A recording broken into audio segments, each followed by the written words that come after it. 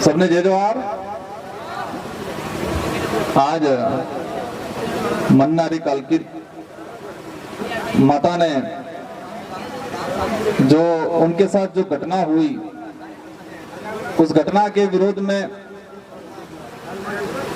आज यहाँ पर आदिवासी समुदाय, साथ ही एससी और अन्य समुदाय के जिनका जमीर जिंदा है वो यहाँ पर पहुंचे।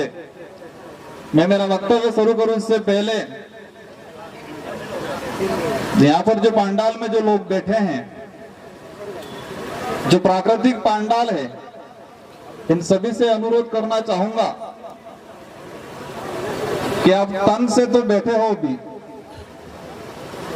मन भी यहाँ पर ले आना भी थोड़ी देर। ये मन इधर इधर कहीं भटक रहा हो, उस मन को भी यहाँ पर ले आना और तन और मन दोनों से बैठना।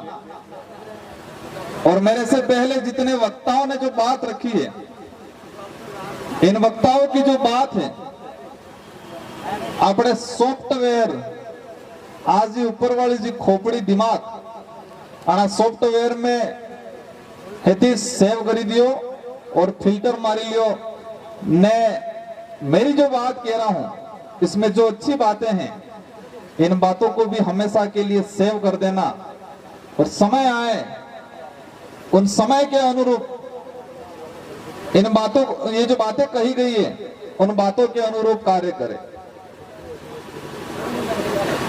हम क्या थे, हम क्या थे, कौन थे और क्या हो गए। हम थे कौन, क्या थे और कौन हो गए वर्तमान में, और क्या हो रहा है हमारे साथ। कालकी बाई के न्याय के लिए वो भगवान न्याय देगा, यही कह रहे होंगे हमारे गोविंदा के भाई, आसपास के भाई। क्योंकि कालकी बाई को मारा भी किसने है, जो मीडिया में पड़ा उसके हिसाब से बता रहा हूं मैं। कालकी बाई को भोलेनाथ ने मारा है। यूं भोलेनाथ प्रवेश करके गए थे प्रताप सिंह के नाम, प्रताप सिंह के अंदर भोलेनाथ प्रवेश कर गए और भोलेनाथ ने उस बुजुर्ग माता को मारा। तो गांवों में प्रचार क्या हो रहा होगा, भगवान ने मारा। तो भगवान गलत हो सकता है क्या? ऐसे भगवान पे थूकता हूं मैं आज। क्या क्या कंडीशन बना रखी है। हम वहां से आए, यहां तक मैं सुन रहा हूं, हर वक्ता बोल रहा हूं, उस वक्ता से पहले जो नारा है वो भी सुन रहा हूं और मेरे लिए भी वो नारा बोला गया। शेर आया, आदिवासी समाज, ट्राइबल और टाइगर, उन शेरों की स्थिति क्या हो गई है। इस पे एक बात याद आ गई और उस बात को बताना चाहूंगा मैं, इसको गौर से सुनना। ये जयसमन के आसपास, सॉरी राजसमन के आसपास फॉरेस्ट का मतलब वन, पूरा जंगल इलाका था और एक पामड़ा गया वहां व्यापारी और उसने वहां होटल खोली। एक दो दूसरी होटलें भी थी और इन होटल उस आदमी ने खोली।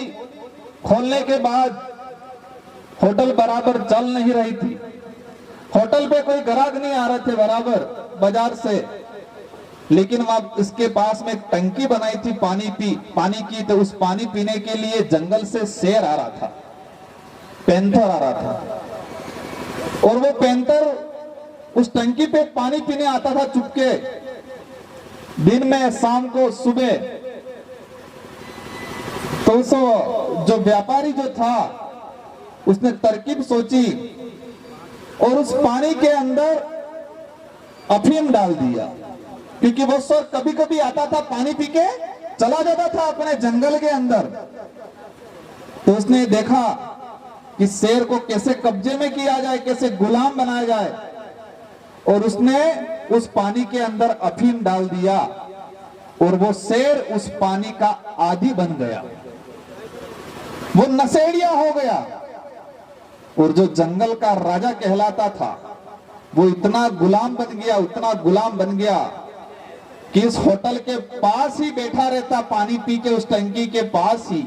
उसकी ताकत, उसकी आइडेंटिटी को वो भूल गया और वो जंगल का राजा जो कहलाता था वो गुलाम बन गया। और पूरे बाजार में और आसपास मार्केट में ये बात फैलाई कि उस होटल पे खाना खाना जाते हैं तो शेर दिखने मिलता है। और उस बात के आधार पे उस मालिक की, उस व्यापारी की दुकान, इसकी होटल इतनी शानदार चल गई क्योंकि वहां पर कोई खाने गया, छोटा बच्चा था साथ में, बच्चे ने शेर देखा, वो पैंतर देखा और जाके उसके स्कूल में बोला कि मैं कल खाना खाने गई थी मेरे पापा के साथ, मम्मी के साथ, और मैंने शेर देखा। उस कक्षा के अंदर 30-40 बच्चे थे, सबने सुना और 30-40 बच्चों ने अपने घर पे जाके अपने माँ बाप से भी जिद की कि हमको भी शेर देखने जाना है। मतलब वास्तविक पैंतर था। ये कहानी ओरिजिनल कहानी है। और उस दुकान, उस होटल वाले की, उस व्यापारी, उस पामणे की होटल इतनी शानदार चलने लग गई। वो होटल किस लिए चली? क्योंकि इस जंगल के राजा को मानसिक रूप से नशेड़ी बना दिया, शारीरिक रूप से नशेड़ी बना दिया। और वो पैंतर, वो शेर मानो, जो अपनी ताकत को भूल के वो गुलाम बन गया और उसकी होटल चलने लग गई। वही कंडीशन हमारे समाज की हो गई आज। वही कंडीशन हमारे समाज की हो गई है। जो समाज दूसरों को शरण देता था, दूसरों को दान देता था, दूसरों पे दया करता था, जो समाज एक बलशाली था, विवेकशील था, जिसको आज अंधभक्त बना दिया है। और उसी का परिणाम कालकी बाई को मारा जा रहा है और कोई बोलने के लिए तैयार नहीं है। जिस तरह से उसको अफीम देके उस शेर को उसकी ताकत खत्म कर दी गई, इसी तरह गोगुंदा के भाइयों को, आसपास के भाइयों को धर्म का अफीम देके उनको गुलाम बनाने का काम किया जा रहा है। धर्म की बात सुनते ही कई जनों को खलबली भी मच जाएगी। उस धर्म को हम उस धर्म पे थूकते हैं जो धर्म महिला और पुरुष में भेदभाव करता है। उस धर्म पे थूकते हम जो धर्म छुआछूत करवाता है। उस धर्म में जो लिखा हुआ है, अगर शूद्र या आदिवासी कोई मंच, कोई संस्कृत के जो श्लोक है अगर वो सुन लेता है तो उसके कान के अंदर शीशा डाल देना चाहिए। उस जिस धर्म में ये लिखा है उस धर्म पे हम थूकते हैं। जिस धर्म में वर्ण व्यवस्था है उस व्यक्ति को वर्ण व्यवस्था में बांध दिया गया है। और आदिवासी, दलित, हालांकि आदिवासी तो इस वर्ण व्यवस्था में नहीं आते हैं, लेकिन एससी वाले जबरदस्ती घुसे तो वो जाने क्या स्थिति बना रखी है। मैं जो बोलना चाह रहा था, बातें बहुत सारी सोच रखी थी, लेकिन यहाँ का जो मैंने सुना, आज हमारे वक्ताओं की जो बात सुनी, कैसे लड़नी है लड़ाई हमको, आज एकत्रित हो गए, हम सब ने भाषण दे दिया, आपने सुन दिया, आपने तालियां बजा दी, नारे लगा लिए और घर पे चले जाएंगे। कैसे न्याय लेंगे हम भूल जाएंगे। हम तो कहेंगे 2 रुपये किलो गेहूं मणे फेरू से, अभी छोटी छोटी थैलियां मिल रही है, और क्या चाहिए। उस थैली के अंदर जाके देखेंगे मिर्ची आई कि नहीं आई, हल्दी है कि नहीं है, तेल आया कि नहीं आया, देखते कि नहीं देखते। अभी सरकार दे रही है, सरकार हमको दे रही है। सरकार क्या, राज्य सरकार की स्कीम है कि फूड पैकेट वितरण किए जाएंगे। हमारा ध्यान तो वहां जाएगा और लाइन में खड़े रहेंगे 2-2 घंटे तक, और घर पे हमारी खेती पशु खा जाएंगे, वहां घास उग गई है, वहां कीड़े खा जाएंगे, वो फसल नहीं देखेंगे हम, लेकिन 2-2 घंटे उस लाइन में खड़े रहेंगे और घर वहां से आते वक्त उस थैली में चेक करेंगे कि मार हो मल मारते धनिया पाउडर नहीं आप जू।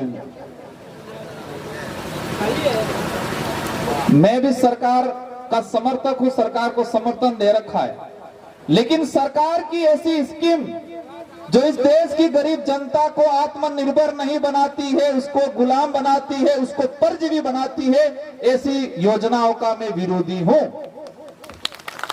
जो सरकार की योजना इस देश की आम जनता को आत्मनिर्भर नहीं बनाकर परजीवी बनाती है, उसको मानसिक गुलाम बनाती है, उसको और गरीब बनाती है। उसी योजना का मैं विरोधी हूं, क्योंकि ये आने वाले समय में इतना घातक हो जाएगा कि हमें करना क्या है, लड़ना क्या है और लड़ना किससे है और किस तरीके से लड़ना है वो भूल जाएंगे।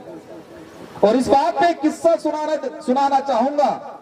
आपके नजदीक में ही है माउंट आबू और अंबाजी, जो गब्बर वाला जो किला है, और किला क्या वो गब्बर वाला वो पहाड़ है,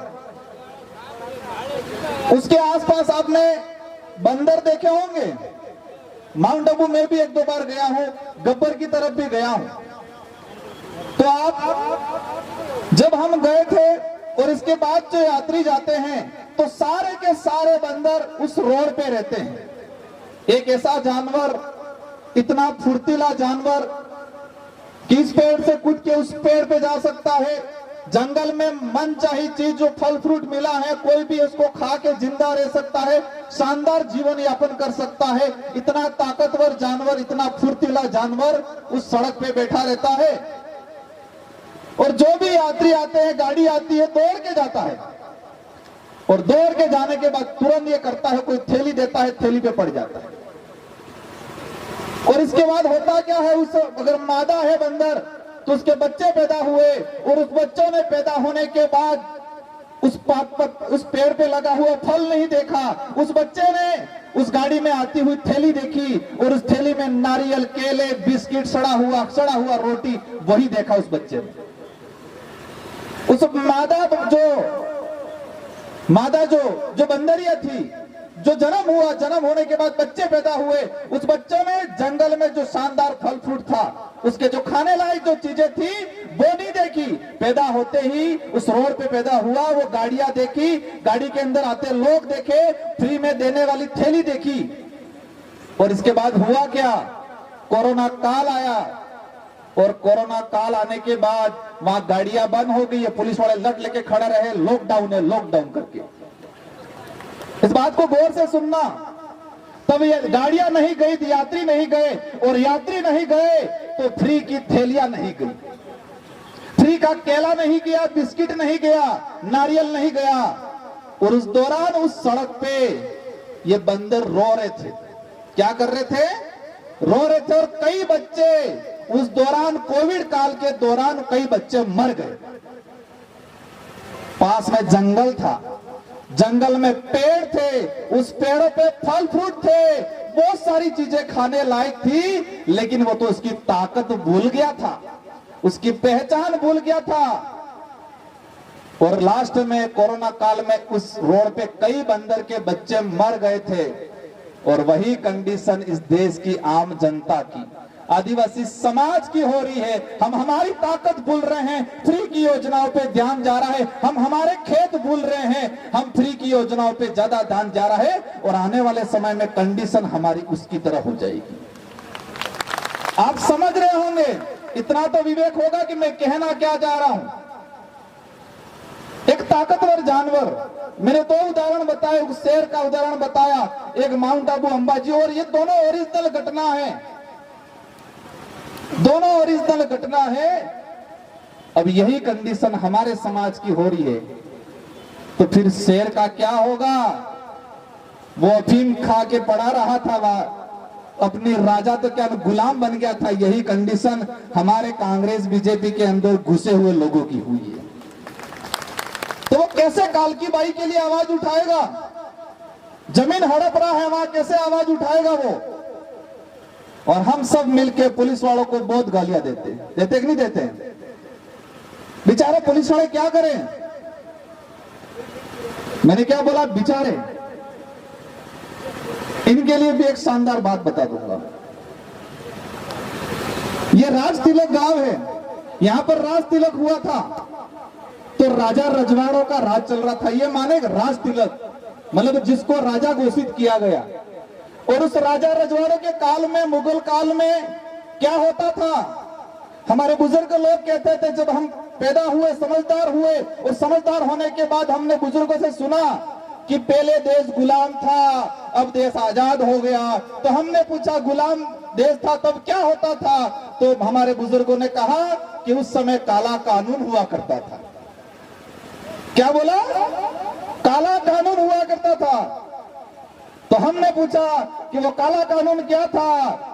तो वो काला कानून ये था कि राजा जो बोले वो सेनापति मान लेता था, कुछ भी बोला वो मान लेता था, मतलब वो काला कानून था, इसलिए कहते थे काली जबान। तो उस समय क्या होता था?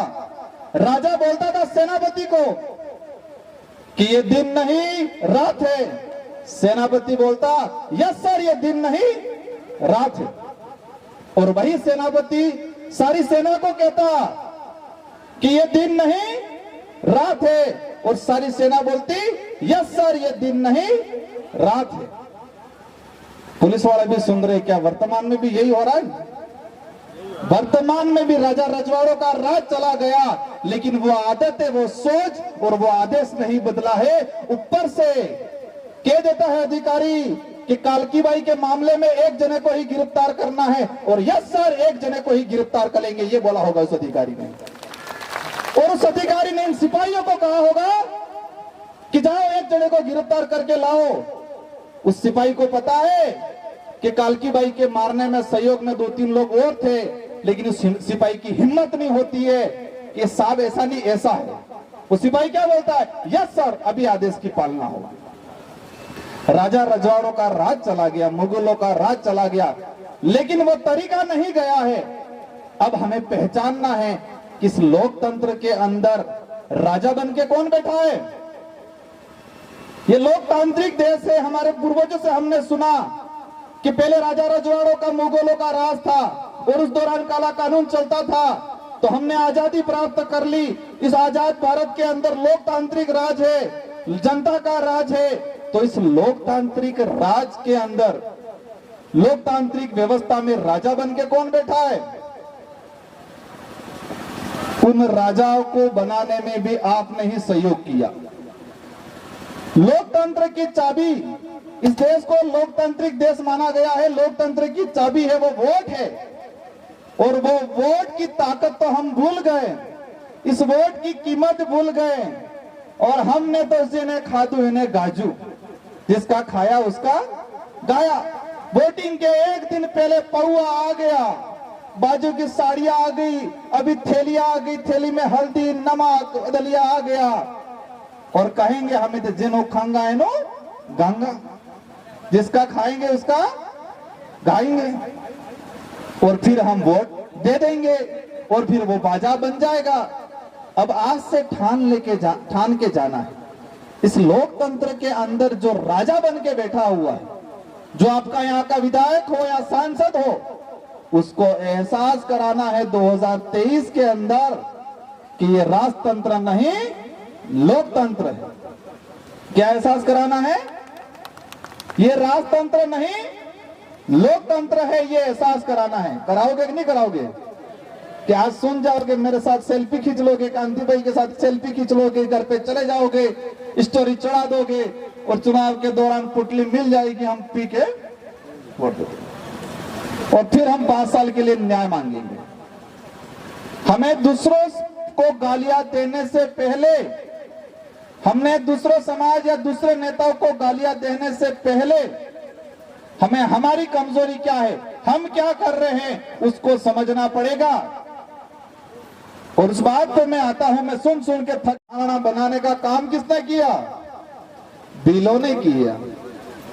उस इतिहास में जाना चाहूंगा। महाराणा प्रताप के भाई थे जगमाल और शक्ति सिंह। महाराणा प्रताप का भाई, कोई भी आदमी महान होता है, कोई भी आदमी लड़ाई जीतता है, तो परिवार और गांव वाले तो और उसके समाज वाले तो साथ में होने चाहिए नहीं।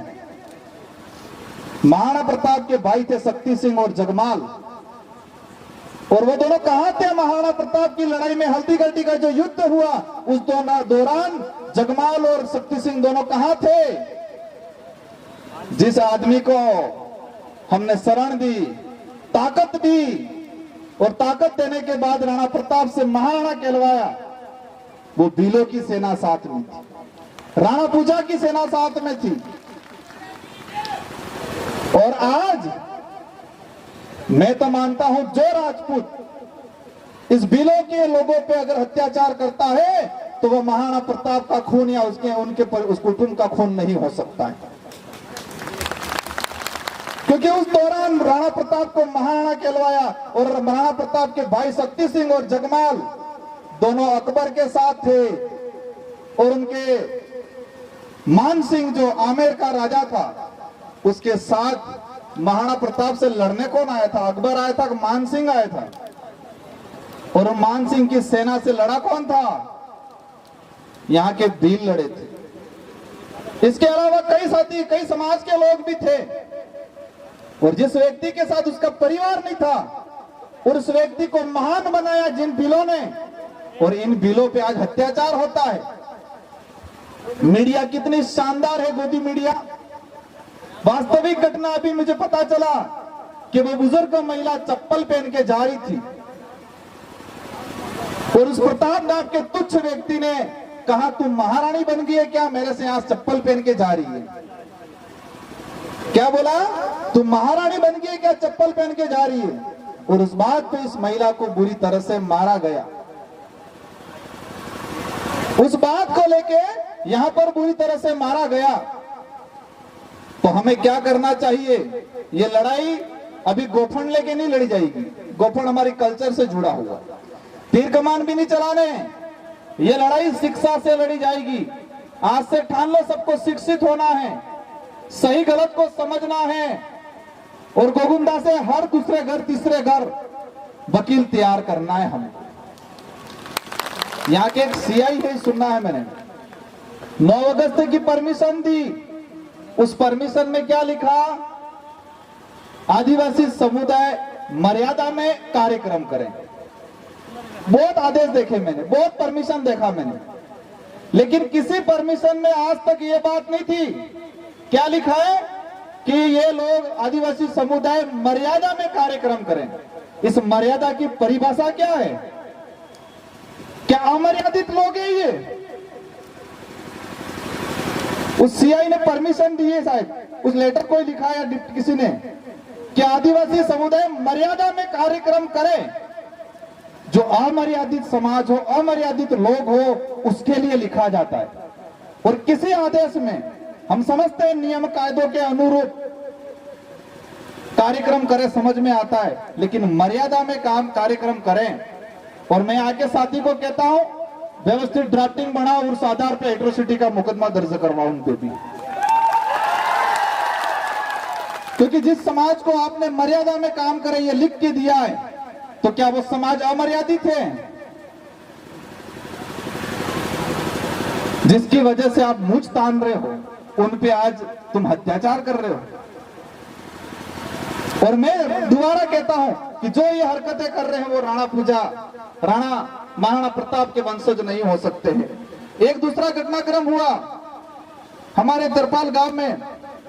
इसके बाद ये जितेंद्र मेघवाल, इंद्र मेघवाल हमारे एससी के साथी आए हुए हैं यहाँ। देश के अंदर अभी यूसीसी समान नागरिक संहिता कानून बन रहा है और वो समान नागरिक संहिता कानून को राज्यसभा में सबसे पहले किसने पास किया, मतलब किसने रखा? किरोड़ी लाल जी मीणा ने, उनसे रखवाया गया। इस देश के आदिवासियों को, दलितों को, एससी को इनके ही द्वारा मारो।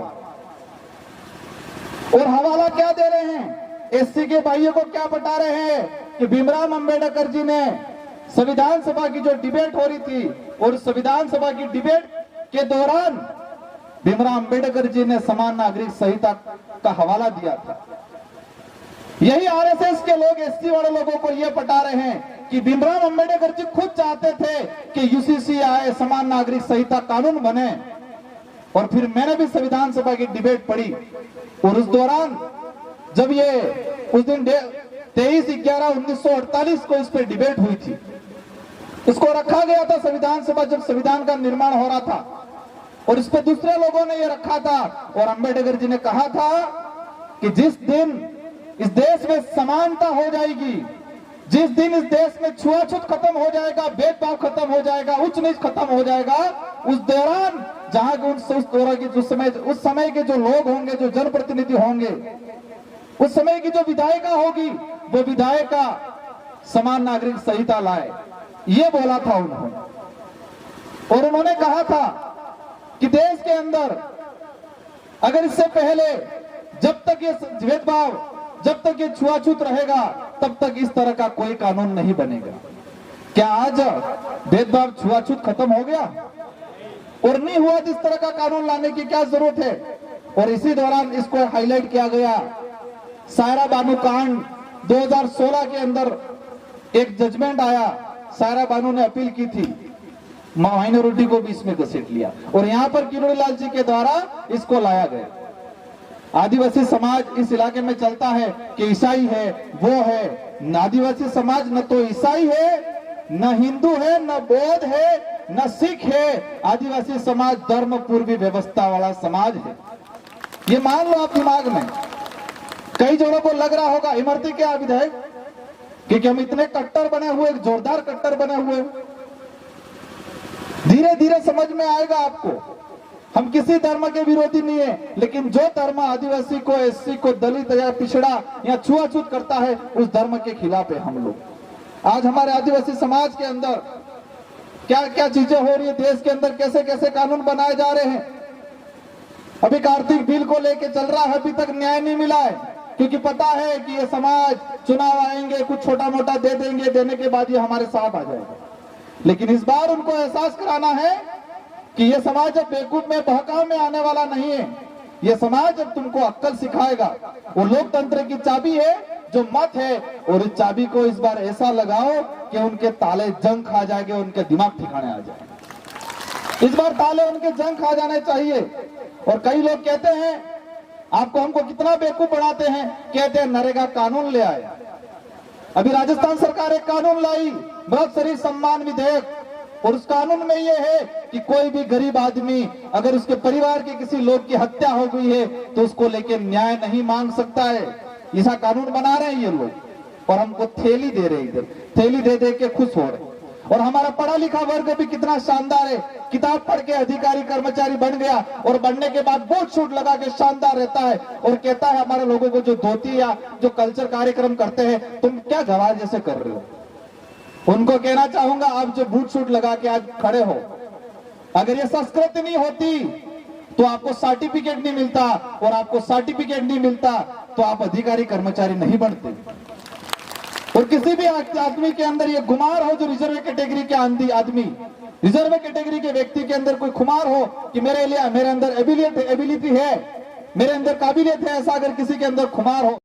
लेकिन फॉर्म पर ना सबसे पहले आदिवासी का सर्टिफिकेट, एससी का सर्टिफिकेट पहले लगाते हैं। छात्रवृत्ति चाहिए तब पहले लगाते हैं, और जिस सर्टिफिकेट का लगा के अधिकारी कर्मचारी बनते हैं, और वहां बनने के बाद उसी संस्कृति को, उसी परंपरा को वो नीचा समझने लगते हैं, और बाजार से पंडित जी को लाके पूजा पाठ कराने लगते हैं। आज हमको एसटी का जो सर्टिफिकेट मिल रहा है, क्या मोरवा है आज ये कपालजाम लकीलो है तो आदिवासी है, किसी के लिखा हुआ है क्या? डॉक्यूमेंट वेरिफिकेशन होते क्या तब उगड़ो करीन जोए हो ना, वहां है क्या मोरवा है कपालजाम के लकीलो है। उसके कल्चर के आधार पे, संस्कृति के आधार पे, हमारी बोली के आधार पे, उसके आधार पे हमको मिला हुआ है। और हमको ये जो शेड्यूल 5 का जो प्रावधान दिया गया है, कई लोग कहते हैं आरक्षण हमने दिया, बीजेपी वाले बोलते क्या बोलते हैं, 1995 के अंदर बीरेन्द्र शेखावत की सरकार थी और उस सरकार ने आपको आरक्षण दिया। ये शेड्यूल 5 का जो प्रावधान है 1935 के अधिनियम से प्रक्रिया चली थी, और 1975 के अधिनियम, आजादी से पहले हमारे पूर्वजों ने अंग्रेजों से लड़ झगड़ के इस प्रावधान को, शेड्यूल 5 के प्रावधान को लिया गया है। उन्होंने भीख में नहीं दिया हमको। 1995 के अंदर एक सुप्रीम कोर्ट का जजमेंट आया था, असम का कोई परिवार गया था, और जजमेंट के आधार पर सुप्रीम कोर्ट ने बॉन्ड किया कि सभी राज्यों के अंदर शेड्यूल 5 के प्रावधान लागू होने चाहिए। और उस समय हमारे इस इलाके के अंदर सरपंच जो दूसरे लोग बनते थे, विधायक दूसरे लोग बनते थे, और उस समय से 100% रिजर्वेशन शासन के अंदर लागू हुआ। 100% रिजर्वेशन। कई बार हम बोलते हैं 100% रिजर्वेशन, कई लोग हंसते हैं, उनको पता नहीं है 100% रिजर्वेशन शासन में लागू है। यहाँ शेड्यूल एरिया के अंदर सभी सरपंच आदिवासी बनते हैं, इस बात को समझना है। और मैं आज आगे कहना चाहूंगा ये कालकी बाई को जो मारने में जो सहयोगी थे, और उस सरकार को भी हम अवगत कराना चाहेंगे कि इस मामले को आपने दबा दिया। कन्हैयालाल के परिवार को एक 50-50 लाख रुपए दिए, 2 नौकरियां दी, और यहाँ पर अभी तक एट्रोसिटी के तहत जो प्रावधान है पैसों का, सहयोग का, वो भी नहीं दिया गया। और आने वाले समय में आज हम जो आए हैं आपके बुलाने पे आए हैं, लेकिन आज इस चीज को अच्छे से समझेंगे और हमारी जो मांगे हैं, अगर वो सरकार नहीं मांगेगी, इस परिवार को सरकारी नौकरी नहीं देगी, इस परिवार को आर्थिक सहायता नहीं देगी, और इस जो कालकी बाई को मारने में जो सहयोगी लोग थे उनको अगर गिरफ्तार नहीं करेगी तो उदयपुर संभाग में बड़ा आंदोलन होगा, पूरे उदयपुर संभाग में। और आप सबको ये बात आज गांठ बांध के जानी है और अपने सॉफ्टवेयर में एक साइट की सेव कर देना है परमानेंट के लिए। और जब भी आह्वान होगा, हर गांव से, हर परिवार से आना है। हमारे समाज को कभी दुख होता है, इतना मजबूर कर दिया, इतना कमजोर कर दिया है कि 2 वक्त तक की रोटी भी नसीब नहीं होती है। और उन लोगों को भी ये पता है कि जिस समाज को 2 वक्त तक की रोटी नसीब नहीं होती है, वो व्यक्ति अपने स्वाभिमान के लिए नहीं लड़ सकता, अपने अधिकार के लिए नहीं लड़ सकता। और यही पॉलिसी के तहत राज्य सरकार, केंद्र सरकार फ्री की योजना देके हमको उन बंदरों की तरह कंडीशन बना रही है। और आज धीरे धीरे हो रहा है हमारे समाज के अंदर, हम सिर्फ खाने के लिए सोच रहे हैं, पेट भरने के लिए सोच रहे हैं, स्वाभिमान की लड़ाई नहीं लड़ पाएंगे आने वाले समय में। यही कंडीशन रही। और मैं सारे युवाओं को कहना चाहूंगा, हम नारा लगा रहे हैं लेकिन शारीरिक रूप से बिल्कुल कमजोर हैं। आज से ठान लो कि हमें नशा पत्ता नहीं करना है। छोड़ोगे नशा पत्ता? पक्का छोड़ोगे? ये दारू वारू बीड़ी सिगरेट आज भी कई जनों के मुंह में होगा।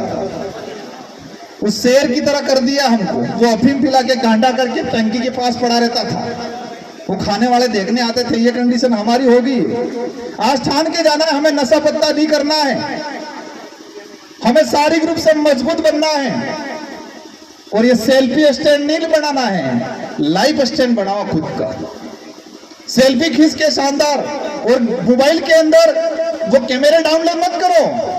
जो अच्छे फोटो आते वो कैमरे डाउनलोड करने का काम नहीं करते हुए, संविधान की जो कॉपी है, कॉन्स्टिट्यूशन है, उसको कॉपी करो, उसको डाउनलोड करो और उसको पढ़ो। शेड्यूल 5 के प्रावधान को डाउनलोड करो, 5वीं अनुसूची क्या है उसको डाउनलोड करो। आज जाके वहां से ठान के जाना है कि शाम को जाके सभी शेड्यूल 5 क्या है उसको डाउनलोड करेंगे। इस देश का मूल मालिक आदिवासी है। ये हाई कोर्ट, सुप्रीम कोर्ट का जजमेंट है, उसको डाउनलोड करना है। जमीन के अधिकार है वो डाउनलोड करने हैं। अभी बैठा था 3-4 कागज आ गए कि हमारा मकान हटा रहे हैं, हमारा ये कर रहे हैं, ज्ञापन दे रहे हैं। वो कोई नाम बता रहा, कोई सोलंकी, कोई नागड़ा, नागदा, इस तरह से नाम बता रहे। जाके लोग एप्लीकेशन दे रहे और हमारे लोगों को 40-50 साल से पहले पुराना कब्जा है उसको हटा रहे। अभी राज्य केंद्र सरकार एक कानून और लाई, वन सुरक्षा अधिनियम 2023, उसके अंदर ऐसा प्रावधान कर रखा है, भले फॉरेस्ट हो या फॉरेस्टर नहीं हो, इसके बावजूद भी अगर कोई वहां लोग बैठा हुआ है उसको हटाया जाएगा और उद्योगपतियों को दिया जाएगा। ऐसा कानून ला रहे हैं ये लोग। यूसीसी लाए, ये लाए, क्या हमारे लोगों को पता है यूसीसी क्या है? फॉरेस्टर वाला क्या, फॉरेस्ट का कानून क्या है? मृत शरीर सम्मान विधेयक क्या है? अनपढ़ को ठीक है, पढ़े लिखों को भी नहीं पता है। और सबको पूछेंगे पाकिस्तान से कौन आई थी? सीमा आई थी। पाकिस्तान से कौन आई? सीमा हैदर आई, सबको पता है। साथ में कितने बच्चे लेके आई?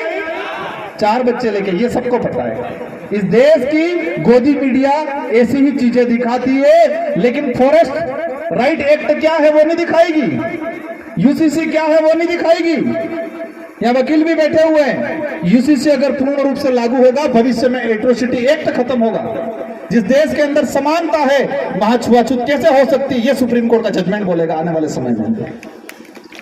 जिस देश के अंदर समानता का कानून लागू हो गया है, उस देश के अंदर छुआछूत कैसे हो सकती है? ये जजमेंट आएगा आने वाले समय में हाई कोर्ट या सुप्रीम कोर्ट का, और उस समय एट्रोसिटी खत्म हो जाएगा। और जिस दिन एट्रोसिटी खत्म हो गया, आपको रगड़ा रगड़ा के मारेंगे। आज एट्रोसिटी है, इसके बावजूद भी हमारे साथ ये कंडीशन हो रही है। हमको तो सीमा आई, 4 बच्चे लाई, मंजू गई, फंजू आई, यही बता रहे, यही देख रहे हम टीवी पे, मोबाइल में। यूसीसी के बारे में नहीं पढ़ रहे हम लोग। आज से ठान के जाना है, इन 5 कानून को समझना है। एक 1% 1 रिजर्वेशन जो लाने की प्लानिंग कर रहे हैं, समान नागरिक संहिता जो कानून है उसको समझना है, वन सुरक्षा अधिनियम 2023 जो आया उसको समझना है, मृत शरीर सम्मान विधेयक जो आया उसको समझना है। और किसी को याद नहीं रहा हो तो मैं आज शाम को पोस्ट डाल दूंगा, उसको आप समझ लेना, पढ़ लेना और समझ लेना। और हमारी माताओं को मैं कहना चाहूंगा, इस बार चुनाव आए, घर में लट रखना। और जो चुनाव के दौरान हमारा भाई अगर पी के आया घर में तो बुसिम बुसिम मिलवानी। चुनाव के दौरान अगर पी के आया घर के अंदर, आतरता हुआ आया, तो उसको ध्यान पता करना, प्यार से पूछना किसने पिलाया, तो वो बता देगा कांग्रेस ने पिलाया कि बीजेपी ने पिलाया। और जब तक वोटिंग नहीं हो तब तक उसको बाहर मत जाने देना, बांध देना घर के अंदर। हम ही लोग उनको दूध पिला पिला के, वोट दे दे के मजबूत कर रहे हैं और वो लोग हम पे अत्याचार कर रहे हैं। एक दिन ऐसा लाओ कि आपके विधायक और आपके सांसद यहाँ पर आए, उनको एहसास कराना है कि टिकट से विधायक नहीं बनते, वोट से विधायक बनते। जिस दिन ये एहसास हो गया, संविधान के अंदर टिकट का कहीं महत्व है क्या? संविधान के अंदर वोट का महत्व है, टिकट का महत्व नहीं है। किसका महत्व है? वोट का। विधायक सांसद टिकट से नहीं बनता है, वोट से बनता है। और कोई कहता है कि मैं टिकट से बनता हूं, तो इसको कह देना कि जब फॉर्म भरने जाए तब आदिवासी समाज का सर्टिफिकेट मत लगाना, तेरी बहुत बड़ी टिकट लगा देना, देखते हैं तेरा फॉर्म पास होता है कि नहीं होता है। आपके यहाँ के विधायक को बोल देना आज आदिवासियों पे अत्याचार हो रहा है और वो नहीं बोल रहा है, तो चुनाव का फॉर्म भरने जाए उस दौरान टिकट लगाए बड़ी पार्टी की, क्योंकि वो क्या कह रहा है, मेरी पार्टी कहेगी वहां उठूंगा, मेरी पार्टी कहेगी वहां बैठूंगा, ये बोलता है। मेरी पार्टी कहेगी वो करूंगा, मेरी पार्टी कहेगी वो बोलूंगा, ये बोलता है। तो कहना फॉर्म भरने जाओ तो पार्टी की बहुत बड़ी टिकट लगा देना, लेकिन आदिवासी समाज का सर्टिफिकेट मत लगाना, देखते हैं इसका फॉर्म कैसे पास होता है। और इसके बाद देखते हैं वोट हम वोट से बनता है कि टिकट से बनता है। आज देश के अंदर हमारी स्थिति बन रही है बहुत बुरी तरीके से। दूसरे समाज के लोग खुश हो रहे होंगे, नहीं आदिवासियों के साथ हो रहा है। किस तरह? वो मुर्गों की तरह। पहले हमारे जो हमारे गांव में देसी मुर्गे रहते थे, किसी पे आपत्ति आती थी तो सब मिलके लड़ते थे। लेकिन वो बाजार के अंदर वो सफेद मुर्गे आ गए जिसको बॉयलर कहते हैं, और उसको एक एक के मार के निकाल के, एक एक को निकाल के मारते हैं, दूसरा चिल्लाता नहीं, खाता ही रहता है। ये कंडीशन हमारे देश की जनता की होगी। अंग्रेजों ने कम लूटा था, वर्तमान में लूट रहे हैं। आज हमारे यहाँ के फ्री की योजना है, ये योजना जो पैकेट मिल रहे हैं उसमें करोड़ों रुपए का घोटाला है। आईसीडीएस के अंदर जो ये कुपोषण दूर करने के नाम से जो पोषार भिजवा रहे हैं उसमें करोड़ों रुपए का घोटाला है। 2 रुपए किलो आपको जो गेहूं दे रहे हैं वो राज्य सरकार 18 रुपए दे रही है। 18 रुपए में खरीदती है और 18 रुपए में खरीदने के बाद परिवहन सहित 25 रुपया। जो 2 रुपए का जो गेहूं है हमको कितने में वो राज्य सरकार कितना दे रही है? 25 रुपया दे रही है। और 25 रुपए का गेहूं खा रहे हम, सड़ा गला, 2 महीनों में पकने वाला, 2 बार पानी पिलाने से पकने वाला गेहूं खा रहे हैं। और जिसको पता नहीं वो पता कर देना, जो कर्मचारी जिनके बीपीएल एपीएल में नाम रह गया था, गेहूं उनके परिवार वालों ने उठा दिया था, पूछ लेना कितना पैसा भरा उन्होंने। कोई होगा कर्मचारी, कितना पैसा भरा? 27 रुपया भरा, क्योंकि वो राज्य सरकार 25 रुपए में खरीद के ला रही है। इसमें भी करोड़ों का घोटाला है। आदिवासियों के नाम से, गरीबों के नाम से योजना बना के करोड़ों का, अरबों का घोटाला कर रहे हैं। अंग्रेजों से भी बुरी तरह से लूट रहे हैं ये लोग, समझना पड़ेगा। ये अभी तो हम हमारे बाप दादा जो पूर्वज है उनको अगरबत्ती दिया करते हैं, लेकिन आने वाली पीढ़ी हमको अगरबत्ती दिया नहीं करेगी, दार भी नहीं देगी। हमें सीरा वापसी के मड़ी गया ने तो सीरा उखाड़ी नाकी दिएगा कि सिटी। अभी हम हमारे पूर्वजों को अगरबत्ती दिया क्यों करते हैं? क्योंकि हमारे पूर्वजों ने हमको पैदा ही नहीं किया, पैदा होने से पहले हमारा अस्तित्व, हमारे लिए जमीन निकाल के गए, हमारे लिए घर बना के गए, इसलिए हम हमारे पूर्वजों को अगरबत्ती दिया करते। और आने वाली पीढ़ी को पता चला कि मेरे परदादाओं ने तो मेरे लिए कुछ किया था, लेकिन मेरे दादाजी दारू में नशे में ही भीग गए, तो कहीं अगरबत्ती दिया तो ठीक है, कहीं सीरा वापसी भी मिल गया, उखाड़ के फेंक दी। तो अब समझ लो, मरने के बाद भी हमको शांति से रहना नहीं रहना, यार हमारी पीढ़ी फेंकेगी। इसलिए आज ठान के जाना है कि ये लड़ाई चुनाव की लड़ाई नहीं है, ये लड़ाई वोट की लड़ाई नहीं है, ये लड़ाई हमारी आइडेंटिटी की लड़ाई है। और अंतिम में कहना चाहूंगा, ये सब सारी चीजें, अभी एक पर्ची आई मेरे पास, देसूरी पाली के अंदर नाथुराम पेमाराम भील, उसको कुछ समय पहले कई बता रहे अपहरण कर लिया था और आज की लाश के लिए, वो भी अन्य समाज के ही लोग। ये रोज हो रहा है, अभी पर्ची आई है, ऐसे ऐसे कई चीजें हो रही है। तो समझ लो हमें आने वाले समय में क्या करना है। बातें बहुत सारी है, लेकिन कुछ वक्ताएं भी है आने वाले समय में, और ये धर्म वाला सब निकाल देना। भोलेनाथ ने मारा यूं करके बैठ मत जाना घर पे, वो ड्रामा है, वो दिखावा है। और ये लड़ाई, ये जो चिंगारी जो लगी है, वो चिंगारी अब चुप नहीं होने वाली है। इन्हीं शब्दों के साथ मैं आप सबको दोबारा कहना चाहूंगा कि आज जो बातें हैं, वो बातें अपने गांव के अंदर, फले के अंदर, अपने परिवार में जाके बोलनी है। हर सामाजिक कार्यक्रम है वहां जाके बोलनी है। और जो कंफ्यूज लगे वो हमको पूछ लेना है। इस इलाके के अंदर ऐसी क्रांति आनी है, ऐसा भुतौड़ा लाना है कि कांग्रेस बीजेपी दोनों उठ जाए। और हम डूंगरपुर वाले तो कांग्रेस बीजेपी नहीं कहते, डूंगरपुर का नाम इतिहास में, और डूंगरपुर वाले की वजह से पूरे देश में जन जागरण हो रहा है। प्रतापगढ़ वाले नाराज नहीं हो, प्रतापगढ़ वालों का भी योगदान है, उदयपुर वालों का भी योगदान है। लेकिन डूंगरपुर का नाम इसलिए ले रहा हूं कि पूरे भारत के अंदर एकमात्र जिला ऐसा है जहां कांग्रेस और बीजेपी दोनों एक हो गए। कभी कंपटीशन एग्जाम में क्वेश्चन भी आ जाएगा, याद रख लेना। डूंगरपुर एकमात्र जिला है जहां कांग्रेस और बीजेपी दोनों एक होकर जिला प्रमुख बिठाया है। तो इसलिए हम बोलते हैं कमल कांग्रेस। और आने वाले समय में आपके यहाँ पर भी यही होगा, जब आप अपनी ताकत दिखाओगे। और ये डर इतना पैदा हुआ है कि जो मुख्यमंत्री 2 साल में एक बार आता था डूंगरपुर, वो मुख्यमंत्री 1 महीने में 5 बार डूंगरपुर आता है। 5 साल के अंदर प्रधानमंत्री कभी चेहरा नहीं दिखाता था, गृह मंत्री चेहरा नहीं दिखाता था केंद्र का, वो गृह मंत्री हर तीसरे चौथे महीने इस बिलखंड के इलाके के अंदर आता है।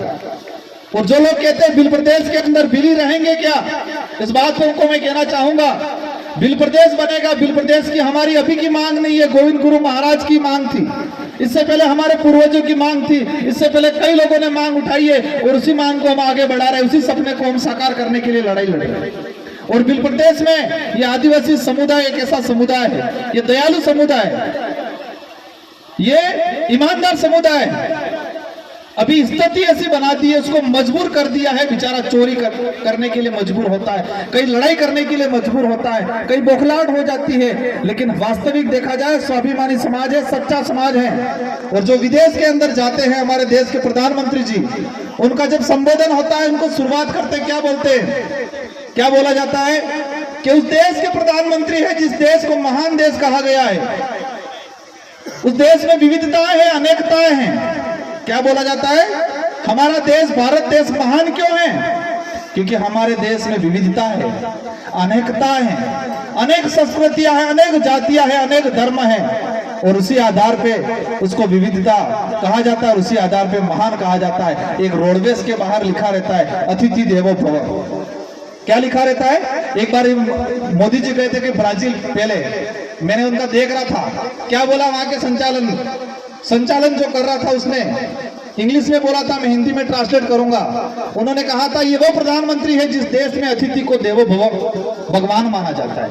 अतिथि देवो भव, ये वो प्रधानमंत्री है जिस देश से आते हैं, जिस देश में मेहमान को भगवान माना जाता है। और वो रोडवेज के पीछे लिखा रहता है अतिथि देवो भव। कई सार्वजनिक, कई सरकारी यंत्रों के पीछे लिखा रहता है अतिथि देवो भव। तो अतिथि देवो भव कहाँ है, वो आदिवासी समुदाय में है। हमारे घर पे कोई आता है अनजान आदमी, तो उसको देख के क्या बोलते हैं, कौन एक पामणो आवे है, कौन एक मेहमान आवे। पहले बुलाते हैं, बिठाते हैं, पानी पिलाते हैं, चाय पिलाते हैं, फिर कहते हैं कि पामड़े तमन पहचान जाने आप कौन हो। और बाजार में जाएंगे, दरवाजा खटखटाए, पहले पूछेंगे कौन है भाई, कहां से आ रहा है, क्या काम है, पानी नहीं पिलाएंगे। तो अतिथि देवो भव आदिवासी समुदाय के अंदर है। और आव पामणे नमे अटला वसाड़ी नाखचा गणे पामणे अमन कमजोर करी नाखच्या और अने पामणे वार कब्जो करी नाखचो, छुआछूत करी नाखचो। इसलिए हम सबको मिलजुल के काम करना है। और ये लड़ाई जो लोग कह रहे थे कि बाहर से लोग आ रहे हैं, ये पाकिस्तान से नहीं आ रहे, हम डूंगरपुर से ही आ रहे हैं, बाहर से लोग आ रहे हैं और उनके अंदर खलबली मचने वाली है और ऐसे कीड़े पनपने वाले दिमाग के अंदर जोरदार। आपने देखा होगा बारिश के वक्त जब बारिश आती है तो हमारा जो बैल, जो बड़द, आज टाहो का एक बड़द कही, यहाँ बड़द बोलते हैं क्या, टालो। जब बारिश आती है तो वो टालो कमजोर रहे पहले थे कि उनाड़न दाड़े, क्योंकि उनाड़न बराबर मतलब गर्मी के दिनों में खाना नहीं मिला था उस टाले को, तो वो टाला दुबड़ा हो जाता है। बारिश आने के बाद इस जमीन से घास उगती है, घास उगने के बाद वो टाला चढ़ता है, चढ़ने के बाद वो टाला मजबूत बनता है और वो टाला मजबूत बनने के बाद दूसरे टाले से टकराता है, वो टाले से टाला टकराता है तो उसका सर, ये सींग होता है, सींग टूट जाता है और वो सींग टूट जाता है तो उसका मालिक देखता है, क्योंकि सींग टूटने के बाद बारिश होती है तो कीड़े पड़ जाते हैं, टाले के सर में कीड़े पड़ जाते हैं। तो उसकी भलाई के लिए वो मालिक सोचता है कि मेरा टाला के दिमाग में कीड़े पड़ गए हैं, उसका इलाज करना पड़ेगा।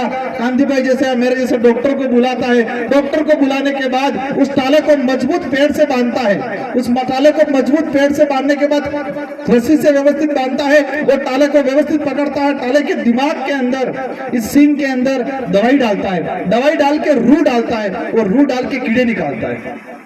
तो वो टाला दो पैर चिल्लाता है, मतलब दोनों पैर कूदता है। और जिसने इस टाले का इलाज किया वो टाला उस इलाज करने वालों को दुश्मन समझता है, दौड़ता नहीं दौड़ता बाद में, 1-2 महीने तक भी वो टाला जिसने इलाज किया था वो डॉक्टर और उस मालिक को दुश्मन समझता है और उसको मारने दौड़ता है। पर उस मालिक और उस डॉक्टर ने तो उसकी भलाई के लिए काम किया था और वही कंडीशन हम अभी कर रहे हैं। वो टाले जो कांग्रेस बीजेपी में चले गए, उनके दिमाग में कांग्रेस बीजेपी वालों ने कीड़े डाल दिए और इन भाइयों ने हमको बुलाया क्योंकि ये यहाँ के मालिक है और हम डॉक्टर हैं और उन टालों के दिमाग में जो कीड़े कांग्रेस बीजेपी ने डाल रखे हैं, इन कीड़ों को हम ये अच्छी जो वास्तविक बातें डाल के इलाज कर रहे हैं, रू डाल के। वो टाले 2 पैर से कूद रहे हैं आज, पर चिंता मत करो, वो टाले अपने ही हैं। एक दिन समझ में आएगी, उनको लगेगा कि इस मालिक और इस डॉक्टर ने तो मेरी भलाई का ही काम किया था, इसलिए ऐसे टालों से भी बेवजह टकराना नहीं है। हमारे डूंगरपुर में बहुत टाले ऐसे थे, पहले 2 पैर कूदते थे, हमसे लड़ाई लड़ने आते थे, लेकिन टालों का हमने अच्छे से इलाज किया और वो टाले आज हमारे साथ हैं। इसलिए चिंता मत करो, आपके यहाँ पर भी कुछ टाले होंगे। सुनने में आया जिस कार्यक्रम को डिस्टर्ब करने के लिए भी बहुत परेशान किया है, आसपास भी मंडरा रहे होंगे, उस टालों ने उनके खबरी भी भेजे होंगे। उन खबरियों को भी कहना चाहूंगा, उन टालों को कह देना है कि ये लड़ाई वोटों की लड़ाई नहीं है, ये लड़ाई किसी समाज के खिलाफ भी नहीं है, ये लड़ाई उस समाज के और उस व्यक्ति के खिलाफ है जो छुआछूत करता है, भेदभाव करता है, जो शोषण की नीति रखता है, उन लोगों के खिलाफ है। ये हमारे अस्तित्व बचाने की लड़ाई है। हमको हमारे समाज को स्वाभिमानी बनाना है, परजीवी नहीं बनाना है। और इन्हीं शब्दों के साथ आप सबको पुनः, और कार्तिक बिल वाला कार्यक्रम आंदोलन चल ही रहा है अभी, आज भी सिरोही जिला मुख्यालय पे चल रहे हैं। इंद्र मेघवाल भी जो गिरफ्तार किए थे उनको भी बरी कर दिया, उनको जमानत पे फ्री कर दिया, जल्दी सुनने में आए। बहुत सारी लड़ाई हम सबको मिलजुल के लड़नी है। इन्हीं शब्दों के साथ आप सबको धन्यवाद, आभार, जय जोहार, जय भील प्रदेश।